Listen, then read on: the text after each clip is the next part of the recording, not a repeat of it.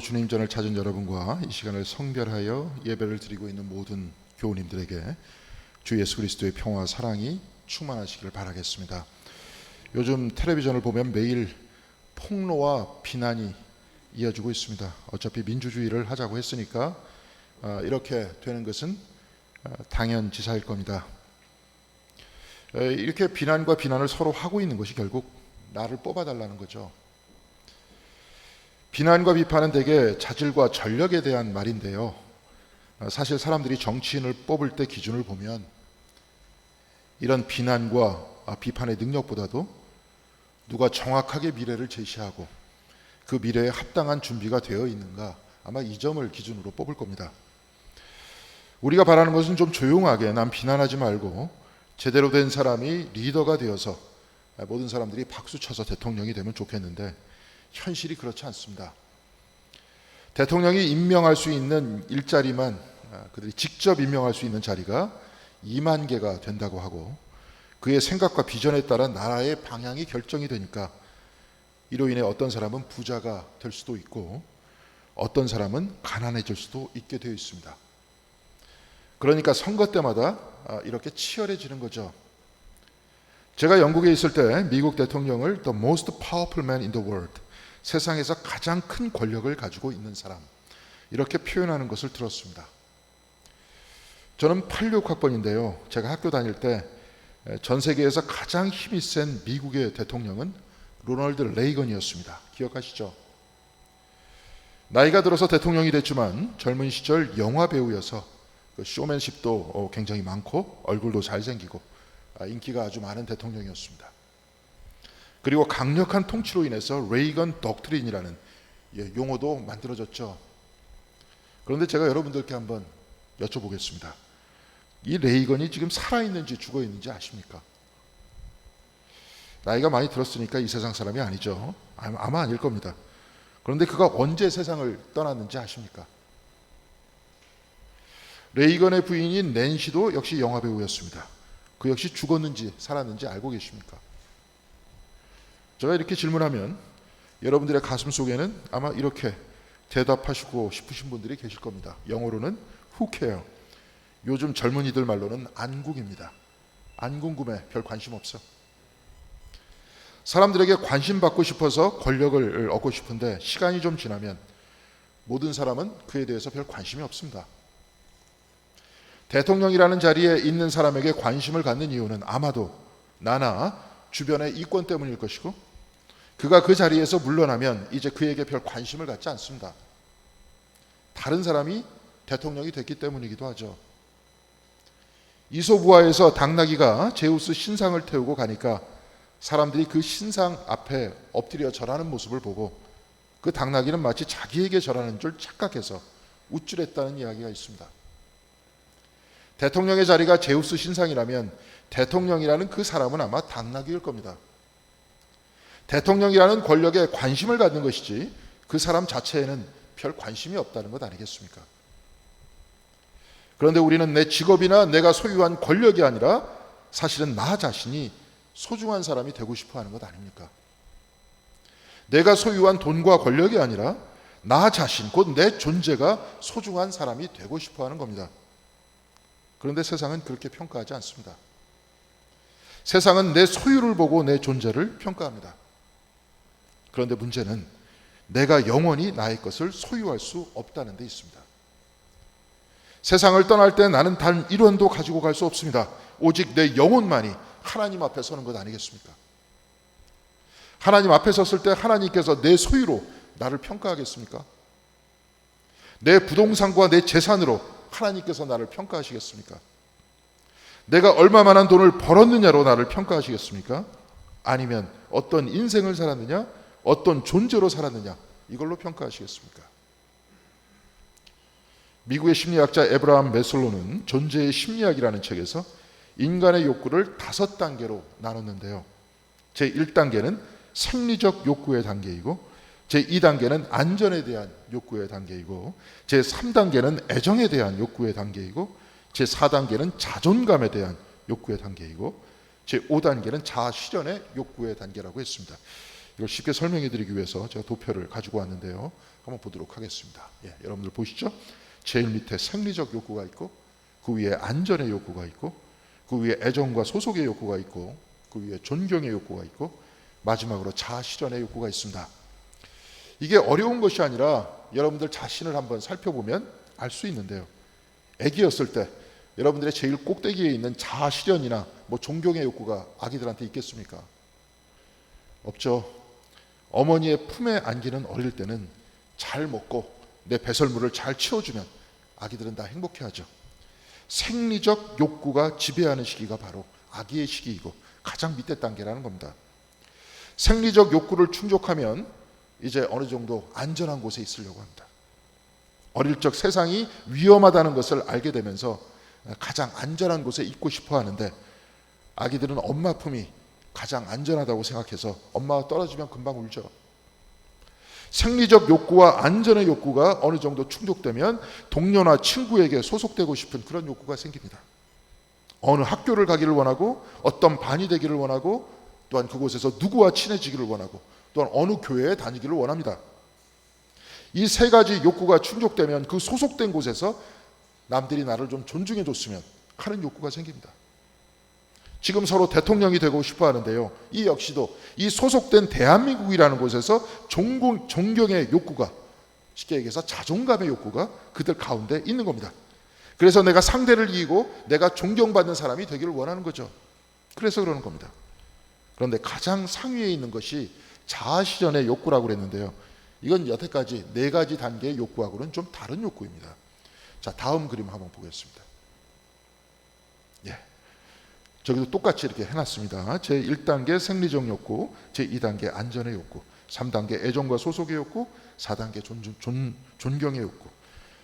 이렇게 보면 알 수 있는데, 이 표를 보면 똑같이 이제 5단계로 나눠놨는데요. 제가 오른쪽에 보면 이 욕구를 커다랗게 결핍 욕구와 성장과 존재의 욕구 이렇게 나눠져 있죠. 그렇죠? 밑에는 노란색으로, 그렇죠? 보이시죠? 위에 결핍 욕구가 있고 성장과 존재의 욕구가 있습니다. 그러니까 결핍된 것을 얻으려고 하는 욕구가 이 4단계까지의 욕구이고, 5번째 단계는 성장하고 존재하려는 욕구라는 겁니다.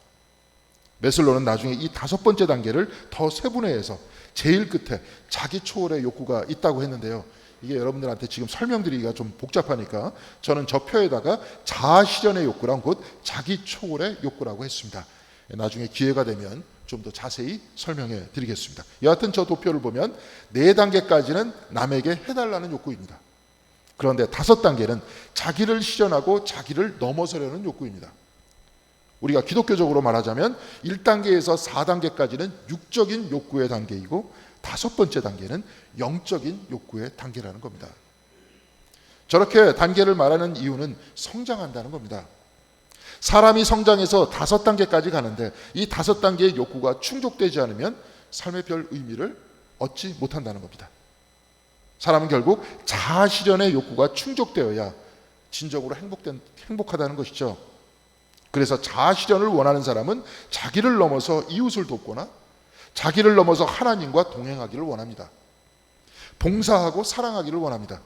이런 욕구를 충족시키기 위해서 신앙을 갖는 것이고 하나님을 찾는 겁니다.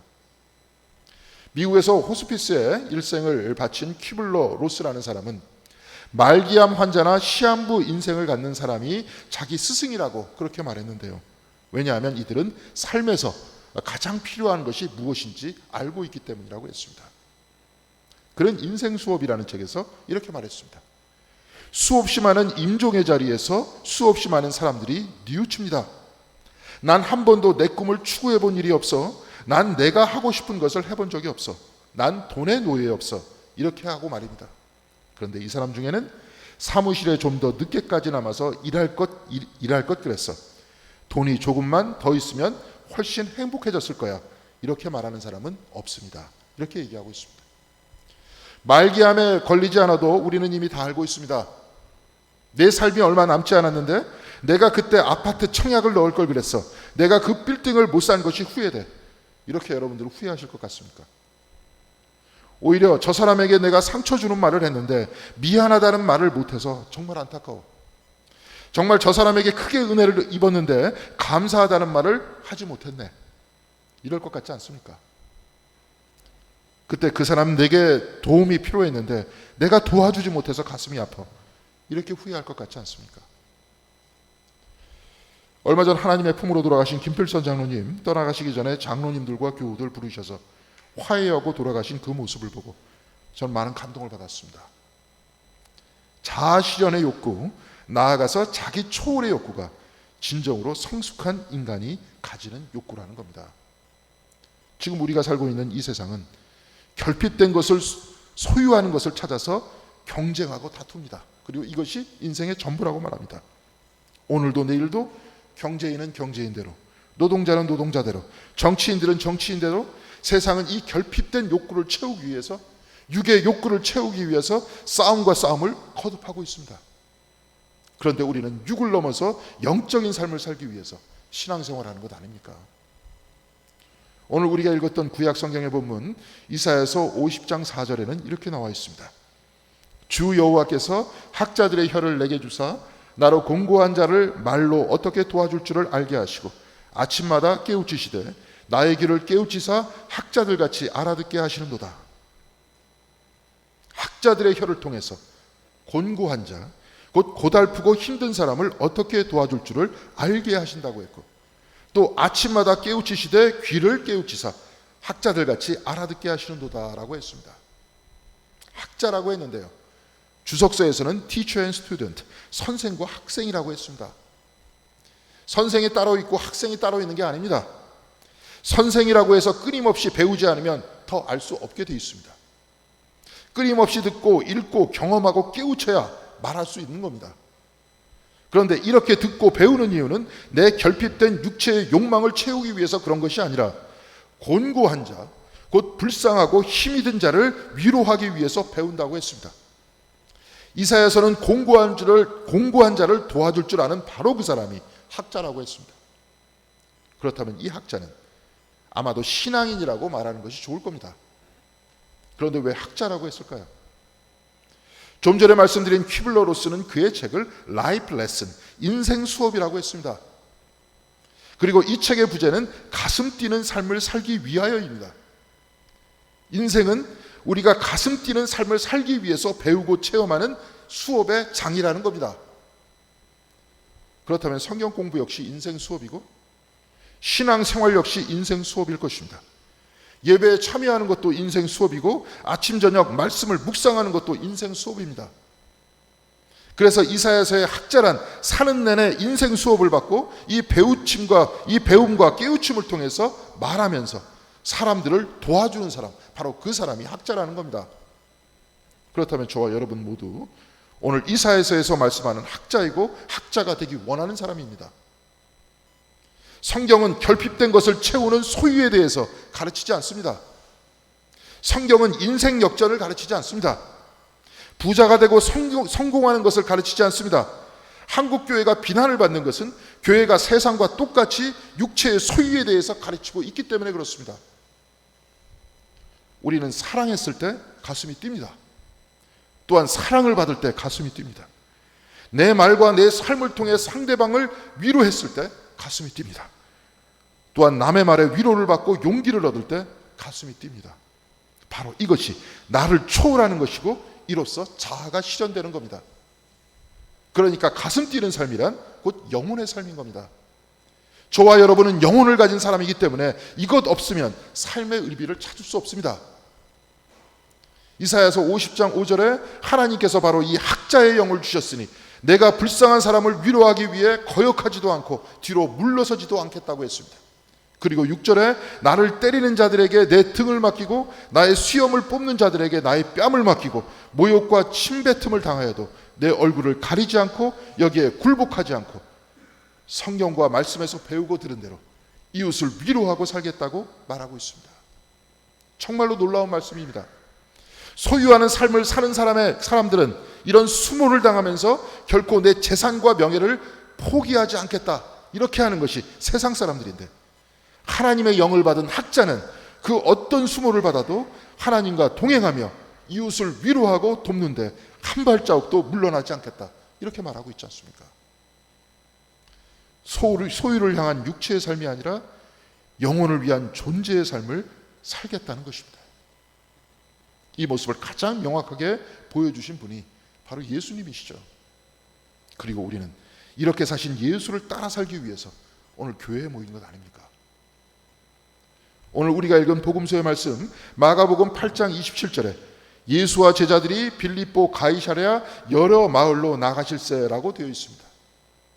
굳이 빌립보 가이사랴라고 본문에서 말씀한 것은 바로 이곳이 로마에서 예루살렘으로 들어가는 통로였고, 그렇기 때문에 화려한 로마의 건축물들이 있던 장소였기 때문에 그렇습니다. 2000년이 지난 오늘도 그 화려했던 로마의 흔적이 남아 있습니다.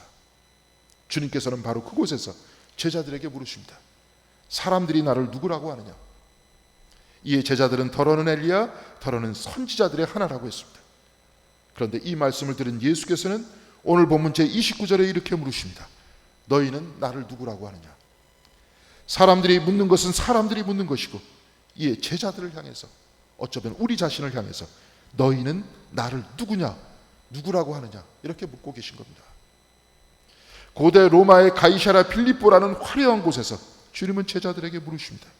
너는 나를 어찌 보고 있느냐? 육의 눈으로 나를 보고 있느냐? 영의 눈으로 나를 보고 있느냐? 너는 소유의 눈으로 나를 보고 있느냐? 아니면 존재의 눈으로 나를 보고 있느냐? 이에 베드로는 대답합니다. 아니, 베드로는 우리를 대신하여서 대답하고 있습니다. 주는 그리스도이시니이다. 오늘 본문의 평행 본문인 마태복음 16장 16절에 베드로는 이렇게 말하죠. 주는 그리스도시요 살아계신 하나님의 아들이시니이다. 당시 힐랍시대 그리스도는 왕이란 뜻이었습니다. 그리고 로마의 황제는 스스로 신의 아들이라고 했습니다. 그런데 베드로는 저 로마 황제가 신의 아들이 아니고 당신 나사렛 사람 예수가 하나님의 아들이라고 말하고 있는 겁니다. 그런데 베드로는 소유가 아닌 존재의 눈으로, 육의 눈이 아닌 영적인 눈으로 예수를 보고 이렇게 고백했던 것이겠습니까? 아니면 베드로는 예수를 하나님의 아들인 황제라고 고백하면서 로마로부터 예루살렘으로 가는 길목에 위치한 이 가이사랴 빌립보에서 빌라도와 헤롯이 있는 예루살렘으로 쳐들어가서 저들을 몰아내고 이스라엘의 하나님 나라를 세워달라고 말하면서 그 소유와 욕망의 마음을 예수 앞에서 드러냈던 것 아니겠습니까? 베드로가 주는 그리스도라고 고백했을 때 예수께서는 본문 31절에 이렇게 말씀하십니다. 인자가 많은 고난을 받고 장로들과 대제사장들과 서기관들에게 버림받아 죽임을 당하고 사흘 만에 살아날 것을 비로소 그들에게 가르치시다. 예수께서 죽으신다고 하니까 본문 32절 하반절에 베드로가 예수를 붙들고 항변하매라고 되어 있습니다. 바로 우리는 여기서 베드로 고백의 진실을 알 수 있습니다. 베드로는 예수가 왕이 돼서 세상을 지배하고 자신은 신하가 되어서 예수와 함께 천하를 호령하기를 원했던 겁니다. 베드로는 육체와 소유의 눈으로 예수를 바라보고 있었던 겁니다. 베드로가 바라는 것은 지배하는 예수였지만, 그러나 오늘 본문의 말씀에 의하면 예수의 예수는 희생하는 예수였습니다. 베드로가 바라는 예수는 통제하고 강제하는 예수였지만 예수의 예수는 낮아지고 섬기는 예수였습니다. 정치인들을 지지할 때 사람들은 자기의 이권 때문에 지지하는 겁니다. 그러나 예수를 따르는 것은 내 이권 챙기기 위해서 그런 것 아닙니다. 나를 위해서 십자가를 질 수 없습니다. 그 누가 십자가를 나의 영광을 위해서 지겠습니까? 십자가는 남을 위해서 지는 겁니다. 저와 여러분들을 위해서 예수께서는 십자가를 지셨습니다. 그래서 우리가 영생을 얻게 된 것 아니겠습니까? 미국의 영성가이며 교사인 파커 파머는 액티브 라이프, 실천적인 삶이라는 책에서 유대인 철학자 마르틴 부버가 쓴 천사의 영혼, 마귀에 관한 이야기의 일부를 소개하고 있습니다. 좀 길기 때문에 앞에 화면을 한번 띄워드리도록 하겠습니다. 제가 읽어드리도록 하겠습니다. 글자를 크게 키웠는데 좀 작게 나왔네요. 제가 한번 쭉 읽을 때 여러분들 저 화면을 보고 따라와 주시면 됩니다. 이 세상에 고통과 질병과 죽음이 만연해 있어도 이를 두고 눈물을 흘리며 번민하시고 괴로워하시는 하나님을 바라보며 한 천사가 하나님 앞으로 나아갔다. 그리고 그 천사는 1년 동안 세상을 다스릴 수 있는 힘을 갖도록 허락해달라고 하나님께 간청한다. 하나님께서는 그의 요청에 환히 미소 지으시며 허락하셨다. 천사는 이 세상의 질병과 고통과 죽음을 없애버렸다. 질병과 고통과 죽음이 사라진 이 세상의 들판에는 기쁨의 노랫소리가 들렸고 천사는 자신이 이뤄놓은 영광 속에 기쁨을 누리고 있었다. 그러나 한겨울 추운 날 천사는 하늘을 향해 울부짖는 비탄의 소리를 들었다. 가을에 아무것도 추수할 수 없었던 사람들은 흙과 밀을 섞어서 빵을 만들어 먹고 있었다. 그 어떤 생물도 죽지 않았기에 땅에 양분이 없어 식물은 자랄 수 없었다. 죽음이 없었기에 사람들은 죽지도 못하고 이 고통을 영원히 당할지도 모른다고 하면서 바로 이곳이 지옥이라고 울부짖었다. 이런 모습을 보고 상심한 천사는 하나님께 돌아와 무릎을 꿇었다. 그는 하나님, 나의 힘과 판단력 어느 부분이 부족한지 알려주십시오. 그러나가 아니라 그러자입니다. 그러자 하나님께서는 말씀하셨다. 내 아들아, 너도 진리를 알아야 한다. 이 진리는 대지가 썩음으로 말미암아 영양분을 얻으며 그림자로 뒤덮여야 비로소 씨가 열매를 맺을 수 있다는 사실을 아는 것이다. 또한 영혼들이 홍수와 슬픔으로 인해 단단해져야 한다는 것을 아는 것이며 궁극적으로 이런 과정을 통해 위대한 작업이 탄생한다는 것을 아는 것이다. 천사는 단 한 명도 죽게 하지 않았기 때문에 땅이 열매를 맺을 수 없었다는 겁니다. 거름이 없었다는 거죠. 죽음이 있어야 생명이 있고 희생이 있어야 삶이 있다는 겁니다. 우리 교회 뒤뜰에 화분에는 뽑아놓은 잡초가 있는데요, 이제 더 마르면 거름이 될 겁니다. 삶의 슬픔과 아픔이 있지만 바로 이들 때문에 우리는 행복이 무엇인지 알게 되는 거죠. 또한 이 슬픔을 참고 이기면서 살 때 우리의 영혼은 더욱더 단단해져 왔고 성장해 왔습니다. 그래서 창조의 세상에는 희생이 필요하다는 겁니다. 낮아짐이 필요한 겁니다. 낮아지는 곳이 있어야 높아지는 곳이 생겨납니다. 주님은 그 높은 곳으로 가신 것이 아니라 낮은 곳으로 가셨습니다. 왕자의 자리로 가지 않고 십자가로 가셨습니다. 그리고 베드로에게 내 뒤로, 내 등 뒤로 물러나라고 하셨습니다. 나를 따라 십자가를 지라고 하셨습니다. 높은 곳이 아니라 낮은 곳으로, 나를 높이려는 것이 아니라 섬기는 곳으로 가라고 하셨습니다. 그리고 주님께서는 오늘 저와 여러분에게도 내 등 뒤로 물러나라고 하십니다. 내 등 뒤로 가서 나를 따르라고 하십니다. 이 세상을 따르지 말고 십자가의 길을 따르라고 하십니다. 소유를 따르지 말고 영혼의 존재를 따르라고 하십니다. 사랑하는 성도 여러분, 우리는 지금 대선 전국을 보고 있습니다. 세상의 정치란 간단한 겁니다. 내 이권과 연결되어 있으니 그를 지지하는 겁니다. 나와 반대되는 사람도 당연히 그의 이권이 있기 때문에 그를 지지하는 겁니다. 싸울 필요가 없습니다. 우리는 이것이 육체의 일입니다. 소유의 일인 겁니다. 그러나 우리는 이를 넘어 살기로 했지 않았습니까? 영혼의 삶을 살기로 하기 위해서 우리는 그래서 이렇게 교회에 나와서 예배를 드리고 있습니다. 내게 이익되는 삶보다는 손해를 보더라도 함께 즐거워하고 사랑하는 삶을 살기로 했습니다.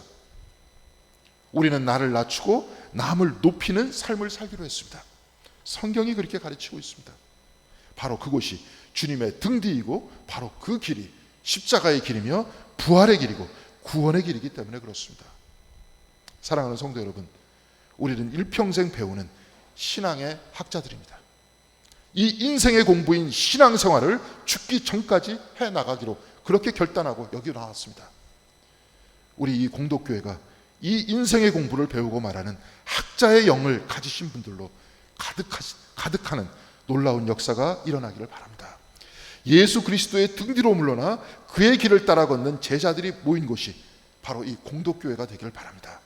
그래서 저와 여러분들 모두 영혼의 삶, 그 존재의 삶을 살아가면서 세상 안에 살지만 세상을 넘어서 천국을 사는 저와 여러분들이 되시길 바랍니다. 서로 높이고 서로 응원하고 위로하고 사랑하면서 여러분들의 가정과 이 공덕교회가 하나님 나라의 아름다운 공동체가 되기를, 그리하여서 영적으로 항상 성장하는 저와 여러분들이 되기를 주님의 이름으로 간절히 기원드리겠습니다. 기도하시겠습니다. 사랑과 은혜가 충만하신 하나님 감사드립니다. 우리는 주님을 따라 세상과 달리 살기로 했습니다. 이 세상을 본받지 말고 주님을 본받을 수 있도록 인도하여 주시옵시고, 이 세상의 등 뒤를 따라가는 것이 아니라 주님의 등 뒤를 따라가는 영혼의 삶을 살아나갈 수 있도록 저희 모두를 붙들어 주시옵시고 지켜 주시옵소서. 그리하여서 언제나 하나님 앞에서 또한 예수 그리스도의 등 뒤에서 하나님과 함께 살아가는 저희들 될 수 있도록 인도하여 주셔서 우리가 모이는 곳곳마다 서로를 칭찬하고 서로를 위로하고 서로를 눕히고 사랑하는, 그리하여서 이곳에서 진정으로 영혼의 기쁨이 넘쳐나는 아름다운 공동교회가 될 수 있도록 주께서 인도하여 주시옵소서. 이 모든 말씀 우리 주 예수 그리스도 이름으로 기도드렸습니다. 아멘.